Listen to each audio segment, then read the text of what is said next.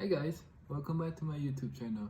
If you're new here, my name is Tin and I'm an inspiring software developer. This video will be a relatively quick one because it's a video that will be split into two parts. And those two parts are relatively easy. And those two parts are about the Python types of errors and the Python basic file syntax. These are the types of errors that you might encounter when you're developing using Python. So the types of errors are syntactic, logical, semantic, and unavoidable. For syntactic errors, there are problems that are detected as the program is running due to a certain arrangement of symbols. Logical semantics are errors that are made by a programmer, which you would most likely encounter these. And unavoidable errors are detected at runtime. And again, these errors will be dependent on you as a programmer and what you're trying to achieve. Now onto the basic file syntax. These are good to know because, say for example, you're developing in a Python file and you are starting to develop more advanced program, these basic syntax would be good to know. So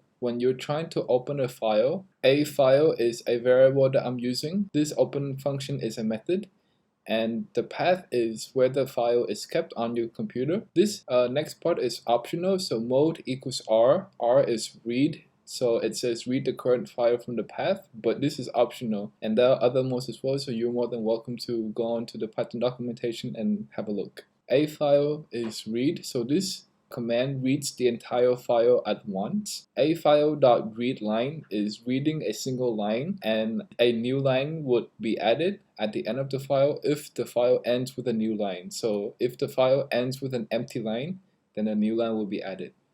And as soon as you are finished working with your file, it is super important for you to close the file, because without closing the file, it might corrupt your other programs that you might be working on as well after the file. I don't have any examples because I decided not to have any files to work with. But yeah, if you need any help with working with Python files, you're more than welcome to leave a comment down below or reach out to me, and then I'll be able to help you with it.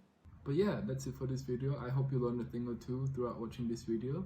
And like always, this source code will be uploaded onto GitHub and will be linked in the description down below. And yeah, thank you so much for watching the video. Until the next one, stay safe, and yeah, I'll see you then. Bye!